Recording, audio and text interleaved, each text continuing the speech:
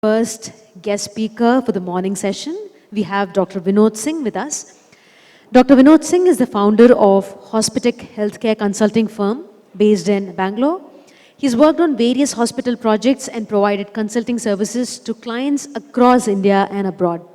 He started this firm 10 years ago after coming across the wide gap that exists between healthcare infrastructure in urban and semi-urban areas. He then decided to offer planning and designing, operations and management, business consulting services to mid-size and large hospitals in towns who did not have access to professional healthcare consultants, unlike the case in the cities. And with this vision, his firm has so far completed over 54 projects across the length and breadth of India. Besides Hospitech Healthcare, he's also on the advisory board for an NGO based in Jharkhand and a partner at a health tech firm, Medap. He loves sharing knowledge and believes that India needs a lot more consultants to improve the healthcare infrastructure at the grassroots level.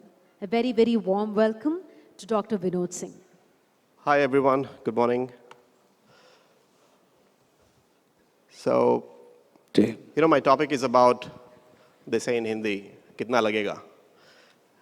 And in Tamil, I think they say, evlo. So that's my topic. How much does it cost to set up a hospital? Now, before I go into that, let's go into one of the quote. So it says, most of the entrepreneurs think, how can I make a lot of money? And, but if you follow the money, it never comes. And if you actually think about how you can change people's lives with the kind of project that you're doing, then money will always flow. So this is one of the quote by billionaire Richard Branson. Now we have seen that a lot of times the project gets delayed, either due to shortage of funds or due to cost escalation or due to a lot of reasons, be it men, material, and so on. Now when they get delayed, they no longer become financially viable, be it for the client or be it for anyone for that matter who is involved in the project, be it the service provider for that matter. What we do, we help our clients in not going through these problems, and if they are, we help them solve those problems one by one. Now we have a case study, and that will help you understand what happens in a project if you don't do it right in the first place. Now, a well-known doctor in a tier 2 town, I'm specific about the tier 2 town here because a lot of times the access to our professional expertise is not there. And even for the client, sometimes they end up not taking professional advice, even if it's available. So one of the case study here that I have come across is that a doctor had been practicing for about 22 years. He had a 30-bed home in the heart of the city, 30-bed nursing home in the heart of the city, and he was practicing well. Now, as you know, it's a dream of every doctor to set up a bigger hospital. Maybe 10 years, 20 years down the line, everybody dreams of that. So similarly, he had a dream too. So he bought a land, about 3 acres of land, on the outskirts of the city to expand his business. So after that, this is for a 150-bed multi-specialty hospital. That's exactly relevant to my topic here. So I think if any of you is planning to build a hospital, maybe it's more relevant to what I'm talking about here. So he gets the plans done, the architecture plans done from a local architect, and then submits the plan for approval. Then there is a lot of back and forth that happens between the local authority who approves the plan and then the client's architect and the client himself. So after a lot of back and forth, the project gets approved. I mean, the plans get approved from the local authority. And then the contractor is finalized, and mostly they finalize the contractor who is known to them, who may or may not have done a project of this size. Now, 150-bed hospital, let's assume that it's going to be a 1 lakh square feet built-up area. It could be more than that.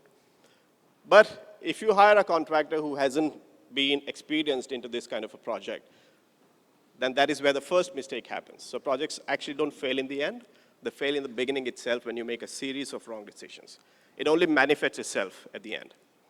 So the doctor has a discussion with his architect about the plans almost every day, and then he keeps making changes in the drawing very frequently. In fact, even after the plans have been approved from the local authority, the changes keep happening. Okay? And in spite of doing that, the plans are still not as per the standards.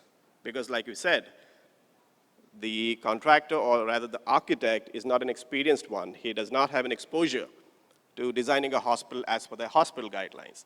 He does not know what the flow of the hospital is, what the flow of the patient is, what kind of guidelines you have for be it ARB or be it NABH guidelines, and then be it the actual building bylaws. Okay, so there is some violation that takes place in terms of the height of the building, the built-up area of the building, and so on.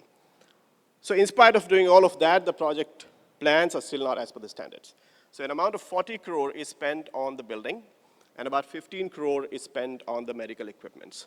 Now, we're not talking about MRI scan or cath lab here. We're talking about the regular multi-specialty hospital with probably a CT scan. So what happens is, now since he is one-man show there, he's not able to run his existing nursing home, so he has to close that. So from the heart of the city, he moves on the outskirts of the city. Now, for the first 3 months, the occupancy is 15 to 20%. So remember, he has moved from the main city to the outskirts of the city. And then he has a similar occupancy for another 3 months. So about 6 months down the line, and you have about 15 to 20% occupancy. Now, being on the outskirts, the staff do not work on the same salary. Okay? That was offered in the previous nursing home. Being on the outskirts, the staff has to travel each way.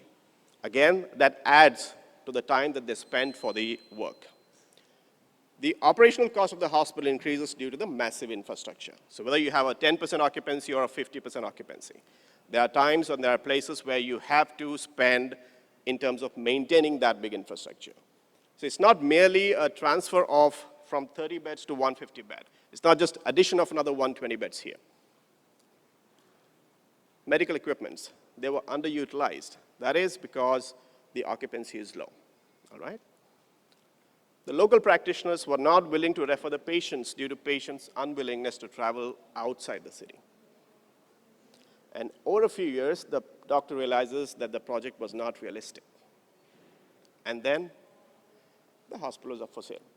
Now, you might have come across a lot of such projects, because I have come across across India that the projects are not realistic. Within a few years down the line, the doctor realizes that. It could be a doctor or a non-medical also, for that matter. So it's not just a transition from 30 beds to 150 beds. The scale of the business that the doctor was handling and now that he's handling are entirely different. Now, what could have possibly gone wrong? So when we inquired, when we probed, and when we asked a lot of questions to the client and also his administrators and the other team members. So when we realized that there was no definition of service mix as to what are the services that he needs to plan. You just cannot plan what you think people want. You need to plan according to what actually people want. You need to do a detailed market survey. You cannot just realize that there's a hospital which is making good business, and if I open up the same thing, people will come to me. There's no copy-paste here. So there was no service mix defined, there was no facility mix defined, and then the demand and supply. These were not really looked into. As to why would somebody come and use my dialysis department? If I have a 10-bed dialysis, now why not 5 beds? Why not 15 beds? So it's not just about how much you can plan depending on the area that you have. So this idea goes into the plan at the time of designing the hospital. Your designer has to also give you the inputs. If the client is thinking one thing, then the architect has to tell him why this and why not this. And most of the times, the local architect will not be able to ask questions to the client because the doctor knows more than him. So you need someone who knows more than you. You need an architect, you need a consultant who knows a lot more than what you know. And that's exactly what you pay him for. Now, there's no point in paying him and then you teaching him what to do and you teaching him what you need. So demand and supply were not defined as to what is the demand of the local market, what services people are actually looking for, what services people actually go far away, and how many kilometers do they go? And what is the supply of that, let's say, dialysis department, or let's say CT scan. Well, let's say there's no CT scan in the entire town, and then you end up investing about 1.5 crore, and you have a CT scan. Now, if you're only making 1 or 2 CT scans a day, that's not really financially viable. If you're making only 2 or 3 CT scans a day for the next 6 months, it's again not viable. Now, what made you think that you want to have a CT scan in the first place? Just because nobody else had.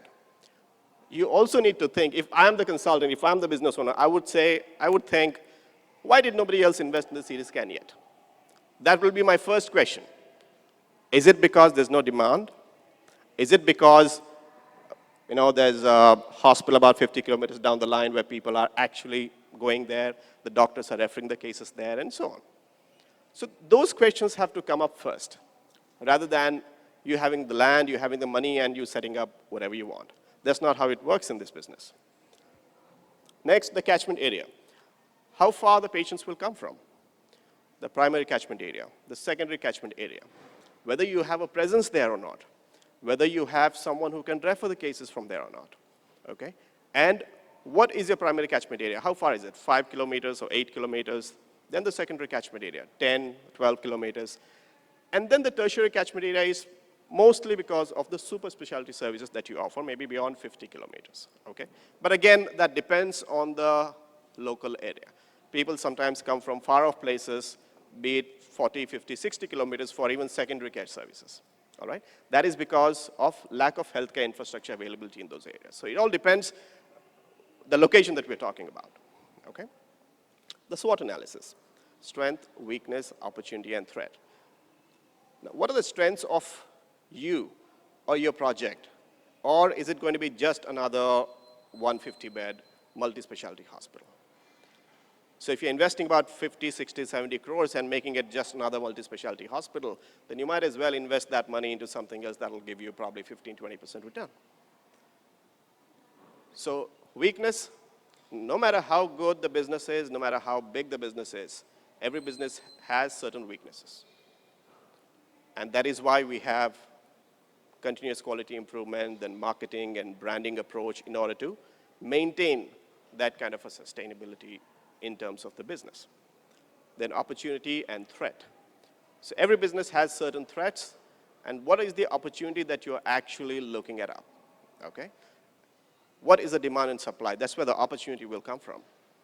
If you haven't done this kind of analysis, and if you have just blindly gone into setting up a hospital project, then you will come up with these questions sooner or later. Then drain in, drain out. So drain in is basically where the patients are coming from, what type of patients are coming, and drain out is the kind of patients you are, or rather, the town that you're in is referring the patients outside. So you need to have a good idea about the drain in, drain out aspect of the patients. Now, what kind of infrastructure, what kind of specialties, location, and what kind of technology. If you are in a good place and you have hospitals in the neighborhood which has a better technology than you, and you are probably 5 years or 10 years behind him, then the doctors would definitely end up referring the cases to the hospital which has a better technology, to the hospital which has better infrastructure. Because remember, you starting a hospital is one thing, but then the patients coming to you, why will they come to you if you don't have any value-added service to offer? If you're just another hospital, then you could only sustain for a certain period of time, not for a long time. Now, after you invest this kind of money, what are your funding options? Whether you have invested entirely the equity on your own, whether you have a combination of debt and equity, how much of money you have invested on your own, how much of money has come from the debt, and whether it's your own equity or whether it's a private equity firm, and so on. Because you do not take the pain of investing that kind of money on your own. You always need to have partners. Okay? Because partners also, who has enough experience, bring in a fresh and different perspective. Otherwise, it'll always be you versus rest of the people, wherein you'll be thinking everything that you're doing is right, and you do not have a mentor to suggest you as to what actions you could take in order to improve the hospital's operations. And then implementation plan, whether you have done everything, all the hospitals have been put up in the first phase. Remember, you have migrated from a 30-bed to 150-bed.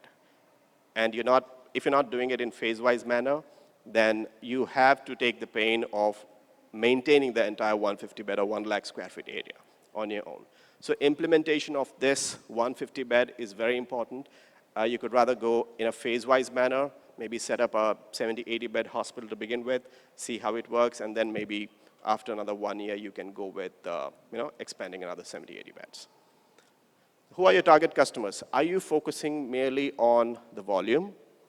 Are you also focusing on the number of people, the kind of people who are willing to pay for, let's say, deluxe room or suite room or expensive services?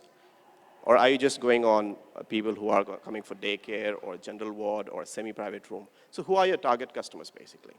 So you cannot be just thinking on the lines of one particular section of the society, because when you have to fill up all 150 beds, you have to cater to every section of the society. So that's what your target customers is all about, because by depending on one section of the society, you do not invest 70, 80 crores. You have to cater to different sections of the society. Because not every person who is willing to pay for general ward, probably that person will never take your suite services or deluxe room services, okay? And then, what are your pricing? Service pricing.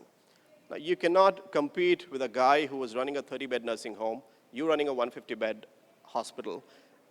So if you are charging, let's say, 250 rupees for an X-ray in that 30-bed nursing home, you cannot charge the same thing here because of the kind of money that you've invested in. So you will have to make sure that your service pricing is different. And if you feel that you cannot really charge much, you have to devise a method where you can charge at least slightly more and then increase your service charges at some point of time, okay? And then, how much is your patient inflow? What kind of occupancy that you have? Like I told you, about 15, 20% occupancy in the first 6 months. That will actually get you nowhere, because the first 2 to 3 years is where you have to be aggressive in terms of marketing. You have to let people know that you exist and why you exist in the first place. Because you were very happy in the 30-bed nursing home that you were doing, and you were making good business. Now, why was there a transition from 30 to 150 bed? Now, just because of your dream, just because you thought. So it was all about you. What about the patient? So you never thought about patient in the first place. When I look at all these aspects, it's everything about patient. It's not about the doctor at all. So when you do not look into those aspects, you're making the decisions on your own, not keeping the patient in mind, okay? And then what's the project cost? Is there a scientific calculation done? Is there a break-even period that you have looked into? What kind of rate of return or return on investment or rate of interest that you have taken the debt for, if you have? Then what's your EBITDA, PAT, and DSCR? So I'll come into that maybe in the next few slides. So when we asked these questions, we didn't find any answers from the promoter. Now you see, there are a lot of reasons as to why a project doesn't work. I'm just giving you a simple reason as to why a project did not work that we looked into. So these were the questions that we found no answers. So the bottom line is, success of the project depends on the first 3 years, depends on what you do after you launch the hospital. That is one. And before that, how you set up a hospital, how much you invest, and why you have set up that hospital in the first place. Whether you're bringing a change in the lives of the people there. If there's already another hospital, and you are going to set up another hospital, is it just adding a few more beds? Or is it that there was a gap? There was a gap that you wanted to fill in that town in terms of the patient's requirement, in terms of demand supply. Now, if you do not look into demand and supply, then, like I said, there will be another hospital coming up right in your neighborhood, maybe another 150-bed hospital. So yours will become old, and then the people, this is just basically, it's a cycle where hospitals keep coming up, and then the hospitals become old, and the new hospitals keep coming up. Unless you have something value added, then you're not making a real difference in the people's lives there, okay? Series of wrong decisions were made before the start of the project, and like I said, the projects don't fail in the end. They fail in the beginning itself, but you only see it at a later stage. So here it is, 30 to 40% of the hospital projects, they do not go beyond the idea stage. They always remain on the paper, okay? And 80% of the projects have budget overruns and time delays. 80% of the projects. Now, if you're one of those 80%, then this presentation is very important to you. So if you listen to this presentation carefully, probably most of your questions will be answered. Most individuals and groups or the shareholders, they have a change of ownership in the first 3 years or maybe first 5 years. Now, why is that? We'll come to that also. And most projects do not show cash profit. I'm talking about bigger projects, okay, in the first 3 years. And the main reason, lack of project and financial planning. So my topic is simply this. Why does it cost the way it costs? Okay? And what can you do right in order to make sure that you do not go through this pain when you start a hospital? We'll talk about the CAPEX first, the capital expenditure. The first capital expenditure is the land. That is, if we are talking about a greenfield project, that you buy a land and then you set up a building. If you don't, then you can probably go for a brownfield project. That is, you take up an existing building on rent, and then you remodel it as per the hospital designs, as per the requirements. So that's a brownfield project.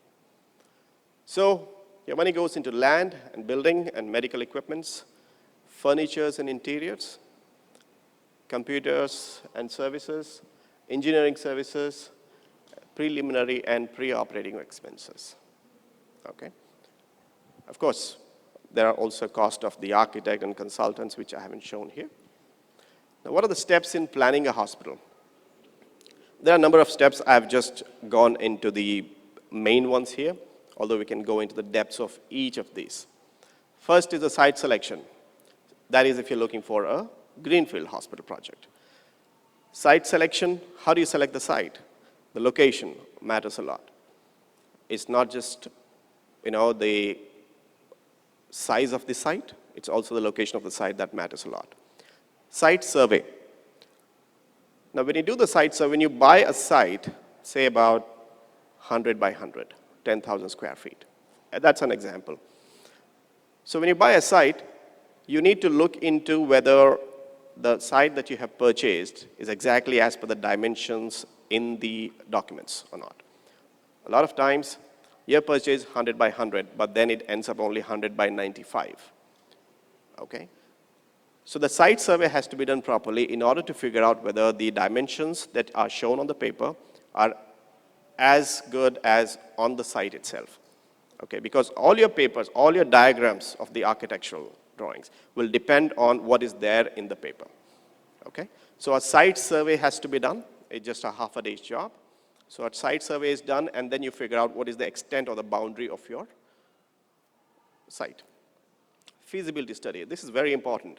So the previous slide that I talked about, it is about feasibility study, finding the questions, finding the answers for the questions that we discussed.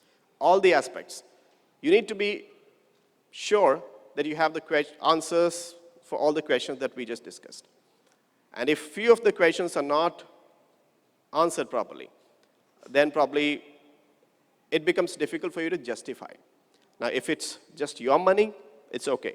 But if there's a private equity investor, if there is any debt coming from any other individual, you are answerable for that.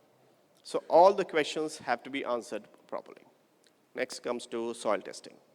Soil testing is for you to determine the condition of the soil, the land that you're building on. Okay? If there's a pond somewhere nearby, then the water table of the land will be slightly high. How many floors are you going? Are you going for 2 basements, 3 basements, or a single basement, or no basement? So it'll actually tell you what is the condition of the soil, what kind of structure that you'll have to determine. Okay? So it helps at the time of designing the structure, deciding the load calculation also. Then finalizing the client requirements. What are your requirements? So client comes up with some basic requirement that this is what I need. 150-bed hospital, I need these many departments, I need these many critical care beds, I need these many facilities in terms of services and equipments. Then we as architects and consultants fill in the gaps. We use the guidelines. And then we make sure that all the other departments that he has missed out, because client is more focused on the clinical requirements. Okay, so we had to add the non-clinical and the other administrative requirements into the project. Then comes the architecture designs. The first one is the concept plan. Once the concept plan is finalized, we go into the authority plan, that is the sanction plans, basically. So these sanction plan go to the authority for the approval. Now that is very important because whether on what guidelines have you designed that hospital in terms of boundary, in terms of height and everything. So you have to look at the building bylaws, the local building bylaws. It's available at every local authority. It's a book, and all the guidelines in terms of the local guidelines are there. You don't have NABH or ARB guidelines there. So you have to follow the law of the land. Okay, so local building bylaws very important. So when the plan goes there for the approval, they will look into these details whether you have followed the local guidelines or not. Okay. Then comes the contractor finalization. Once the plan gets approved from there, you have to finalize the contractor, and then you have to start the construction. So before you start the construction, you have to secure the site. You have to clean the site, and then you secure the site with building a compound wall. You level the site, marking and excavation happens. That's the first activity on the site. After leveling, marking and excavation, in order to determine the extent of where your building is coming in terms of where the pillars are coming, the columns. Then comes foundation of footing, structure completion, civil works, MEP works, interiors, then medical equipment planning and purchase, which typically happens about 4 months or 5 months before the launch of the hospital. Manpower planning and recruitment, and equipment installation, dry run, and commissioning. So these are the steps in planning a hospital. So what kind of drawings that you require? You'll mostly require the first drawing, that is concept drawing. Then you'll need furniture layouts, because concept in itself, if it does not have furniture in it, you will not know what's the space available for movement, okay, after putting the furniture in it. Sanction drawing, that goes to the approval. And structural drawing, walling drawing, and these are all MEP, electrical, plumbing, and gas pipeline, HVAC layout, EPBX, interior designing, and so on. So these are all the different types of drawings that are required. Coming to the cost as such, if it's a greenfield project, then these are certain thumb rule that we look into. Whether if you're setting up a hospital, then the land value, the cost of the land should not exceed a certain percentage of your entire project cost, about 12 to 15%. Then the building cost.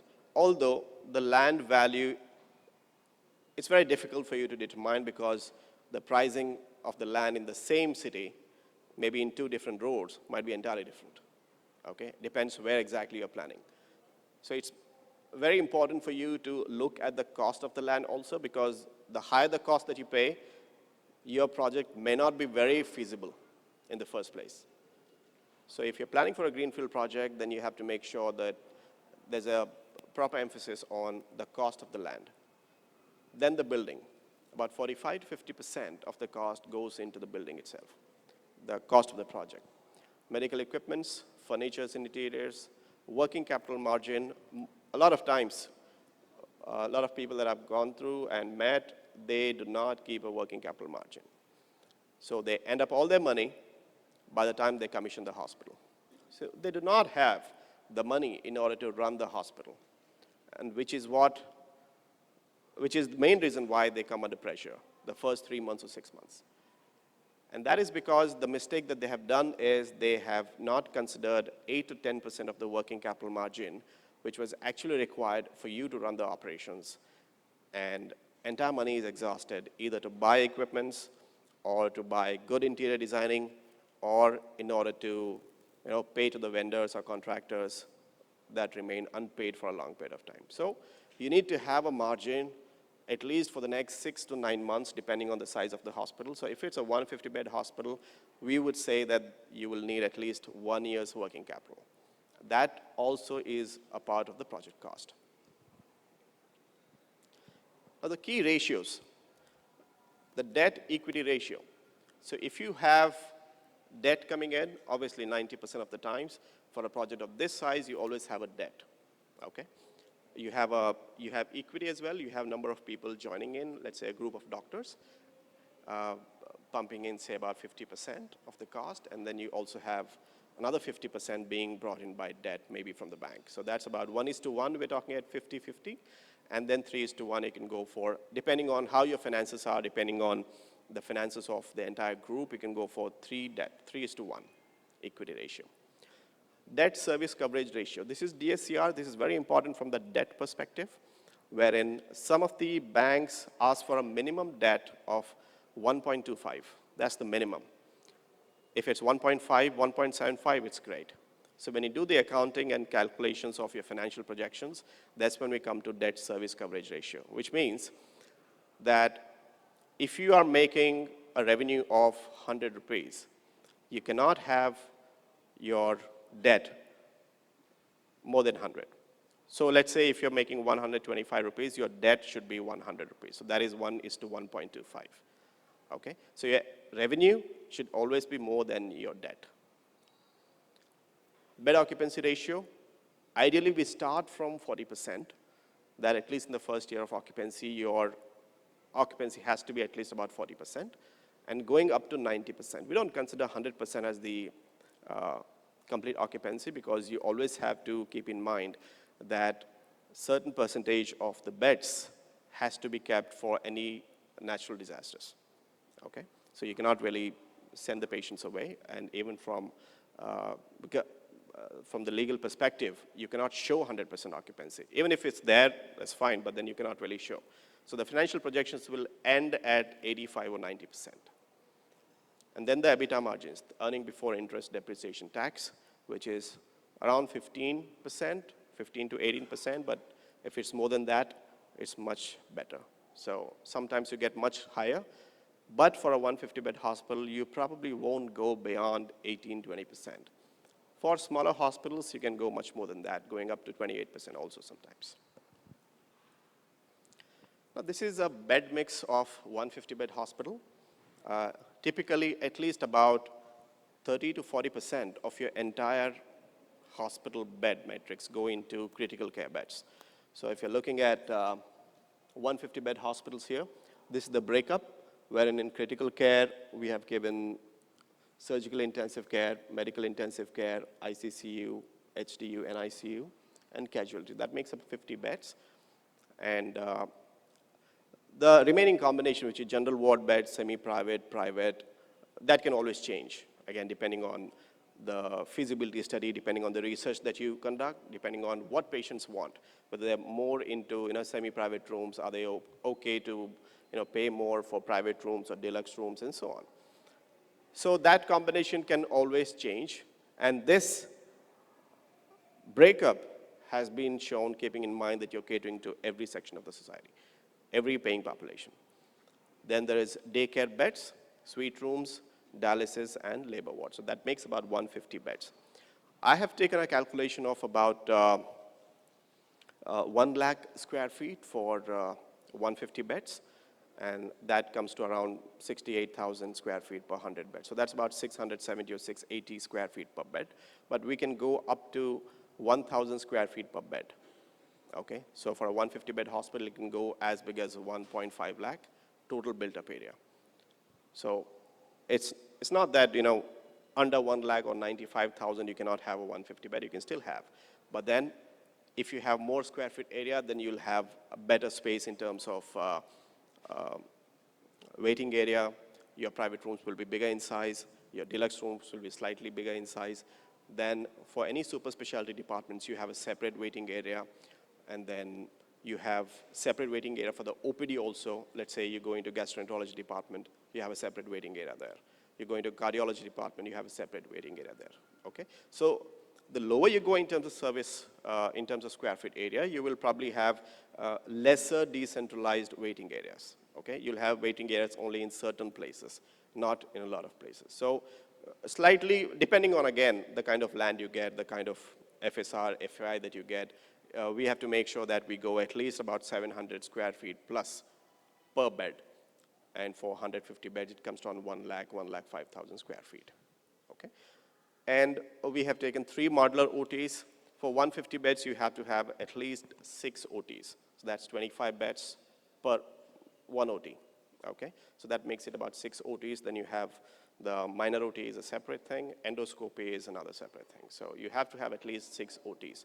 Now, this is done keeping in mind the complete occupancy. So when your hospital is running at full speed, at full occupancy, you will have these many number of patients, these many number of procedures being done, okay? So that is why this number of OTs come from there in terms of how many OTs that we are planning to have depending on the size and the number of beds that you have.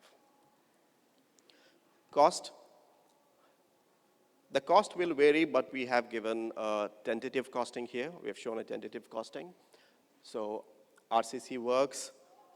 We have taken 800 square feet per bed. Maybe in some areas it could be 700 or 650 also. Other civil works, interiors and facade, we've taken 1,200. Electrical works, HVAC, plumbing. I've considered 3 elevators here, where 2 could be bed elevators and 1 passenger elevator. Site development, then other transformer and panel board, then DGSTP in our plant. So the total of building construction cost would come to somewhere about 4,500 rupees per square feet, and keeping 10% miscellaneous, roughly about 50 crores. So if you see, I have added even the elevators cost here, because that's a cost of the building. But that's not how much the contractor charges from you, okay? The contractor sometimes only does civil. Then you'll have to go for another contractor who does only plumbing and firefighting. Then there's another contractor who does HVAC, and then there's another contractor who does electrical. Not one contractor does everything here, okay? So always, there will be a subcontractor, because even if you hire a single contractor, there are always subcontractors. Because mostly it's seen that the guys who do plumbing and firefighting do not do electricals, okay? That's a separate expertise required. So 50 crores is the cost of construction. Then equipments and medical equipments and furniture, diagnostics, computer electronics, non-medical furniture, then ambulance, preliminary and preoperative expenses. So that comes to somewhere about 90 crores to 110 crore, keeping in mind that we are looking at, keeping some margin money for the working capital also. So this is the cost of the project. If you look at the timelines, we have kept a reasonable timeline of about 20 months here with a buffer of 2 to 3 months, because this is the kind of time that you take, depending on whether you have how many basements. That matters a lot. Now we are doing a project with 2 basements for 1.5 lakh square feet, and that project will complete in 20 months. So I've taken something of that sort here, assuming that you will probably have a similar structure, 2 basements, ground, and 7 floors. So all the tasks that you have on the left-hand side, a tentative timeline is kept as to when you would be doing which activity here. And there are a lot of activities that go hand in hand. Sometimes some activities depend on the other activities to be completed before, without which the other agency cannot enter into the project. So these are the tasks on the left-hand side. And we assume that, if you start a project maybe next month, next week, then you are looking at this reasonable timeline of somewhere about 2025 April is when you would be able to see a 150-bed hospital project coming up. Now, when you do all of this, when you prepare a project report, what do banks really look for? Okay, besides the project report and the market survey and everything that they've done right, what do banks look for? They look for promoters' credentials and expertise in the business.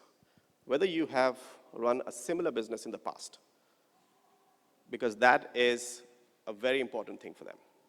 Whether you have done a 30-bed, 50-bed, if you're planning for a 150-bed, do you have a prior experience of running a similar setup or maybe similar line of business? What are the credentials of the promoters? Whether he is an expertise in what he's doing, whether he has run the hospital, or whether he is a doctor who is actually taking care of one of the department which is more revenue generating. So credentials of the promoters are more important. And viability of the project, and whether the doctor or the promoters have a team who can execute. you always need to show some people who can actually have the ability to execute a project. Maybe somebody who has done some projects, at the CEO level. Because when you talk about bigger size projects, then there is a bigger money in terms of debt that is coming in. So you will have to show the expertise, not just yours, but also as a team. Project risks. Well, you cannot say that, there are no risks in my project, because risks are given in any project. And the DSCR, the debt service coverage ratio, like I said, it comes from 1.25 and it go up to 1.75 in 2. Sorry, do you have time? Okay, sure. All right. Promoter's contribution. How much is the promoter contributing in the entire project cost? And what are the securities that you are going for the debt? Whether the land belongs to you, and whether there's any other collateral that you can give, and what are the credentials of the vendors, the money that is going out of the project for you to buy the equipments and the machinery.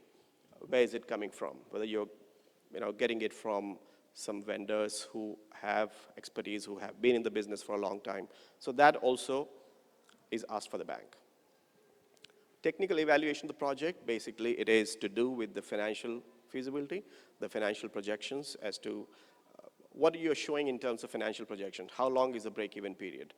Okay, so that and the cost assumptions and the projections. What are the pricing that you have taken in order to get a return on investment? So how much of money is going to come every year, every month, every quarter, so that you are somewhere closer to the break-even? What's your break-even period? Are you considering at 6 years or 7 years or 8 years as the break-even? And what kind of costing have you figured out? You also need to show to the bank what kind of costing there is in the neighborhood hospital, how much services they have, how many beds they have, what kind of procedures they're doing. So it's all about a market survey. So that when the banks look at these reports, they know that these guys have done their homework.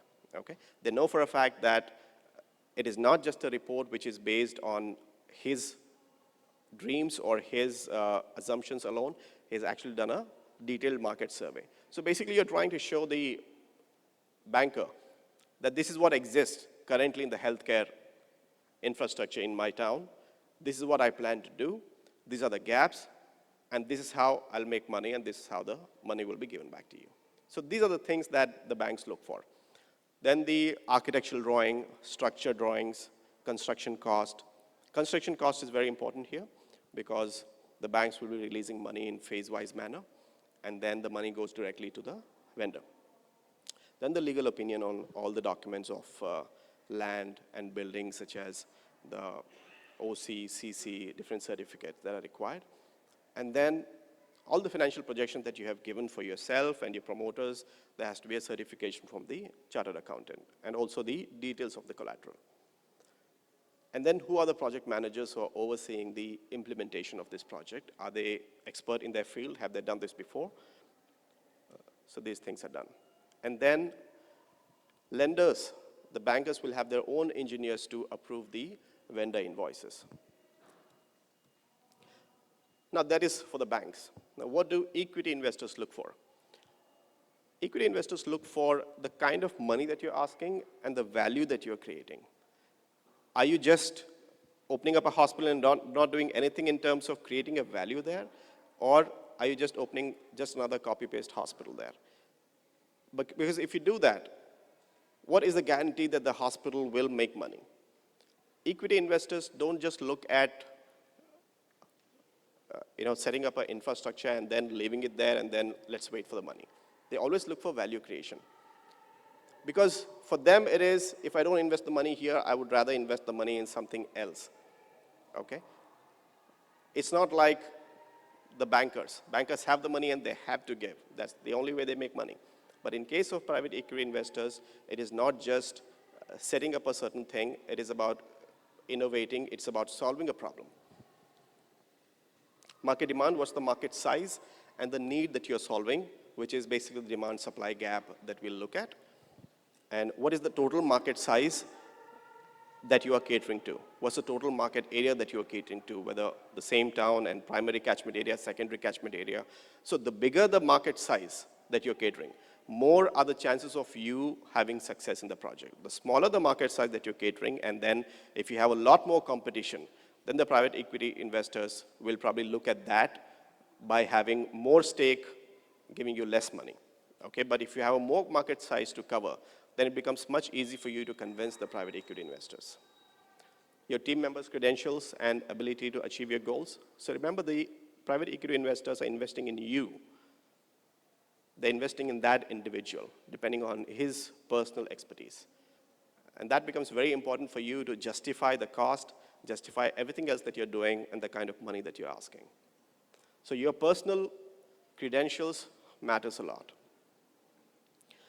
Product or services.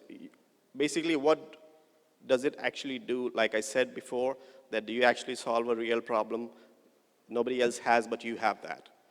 With that and a bigger market size, you'll be able to find more success. And how does offering those services improve the quality, reduce cost? You'll have to give some data also. Specific data as to how the others are doing and how you can do the similar service at the same time you can reduce the cost also. So basically, this is about innovation. You're also doing the similar thing that others are doing, but then you're giving it at reduced cost. And how do you do that without compromising the quality of services? These are value additions. And that is what innovation is all about, okay? You're creating value here. And your competitors' identity, strengths, weakness, basically the SWOT analysis. And then how are you different from them, okay? Why wouldn't they invest in an existing hospital, existing doctor who might want to set up another hospital? Why would they be investing in you? So look at debt funds. There are pros and cons of everything. Here the debt funds has time delays, cost overruns, okay, and then sometimes you not get that acceptable DSCR. So the acceptable DSCR, if you look at a 5 to 7 year debt, is somewhere about 1.7, 1.9%. And so banks look into these things, and there are certain red flags for them, okay? If the project is not completed on time, that is kind of a red flag. Equity funds. So the more equity that you give away, then you are dependent on the equity guys. But if the less equity that they get, they're depending on the promoter. So there's a pros and cons for equity also, that if they get the less equity, they're not really interested because they're depending on the promoter here. They do not have a say in the project. They do not have a say in any decision making, okay? And the venture capitalists or private equity investors, they like a promoter who is aggressive in his approach, but then he has achievable growth targets in his mind. And what kind of things that he plans to do in the next 2 years, 3 years, and 5 years down the line. So that kind of a vision the doctor needs to have. And they would like to come in an early stage investments, not at a later stage. That's what the private equity investors look at. If everything else is fine, everything else is falling in place, and if the doctor is good, the collateral is good, the market size and everything is good, they would like to come at early stage. And the valuation, enterprise valuation and scalability. So if you are setting up a 150-bed hospital, is it going to be the end? Or can you scale up this hospital? Can you scale up this hospital and probably say 70, 80 bed, maybe in the next couple of years at another place, somewhere in the neighborhood, somewhere in the nearby town? So is your business actually scalable? Or is it going to be just like, we invest in this project and that's the end of it? Because if that is the case, then a group of promoters can do it on their own. But if you can scale up, big businesses are not really scalable that easy. And if you want to have a scalable project, then you might as well go for, say, 70, 80 bed. That's a mid-size hospital. So imagine you have a 150-bed hospital, you take about 5 to 7 years for the break-even, compared to a 70-bed, 80-bed hospital, you get a break-even in 3 years. In 7 years, you have another hospital, already got the break-even. So in 7 years, you have 2 70, 80-bed hospitals in 2 different places, compared to one 150-bed hospital struggling for a break-even in 7 to 8 years. Okay? So this is scalability. You can have a similar concept of another 70, 80-bed hospital in a different catchment area, probably. Okay? So with all that, I would like to conclude that if you do a project planning and do your market survey research and check all the boxes, this report will actually give you good decision-making capabilities. You would be able to make the decisions, although I'm not saying 100%, but at least you would not be making a lot of mistakes. This report will give you directions. It has the potential to attract investors, that is, if you're looking for. And it's prepared on ground realities, so the feasibility report that you prepare on all the aspects that we talked about, if it's prepared on ground realities, then it's going to make your life easy. And all the pros and cons is actually considered when you prepare this report at the time of market research and at the time of financial feasibility. So that's all from me. I hope some of the questions were answered, and if some of them remain unanswered, you can always visit our stall in Hall 1. And thank you so much for patiently listening to me.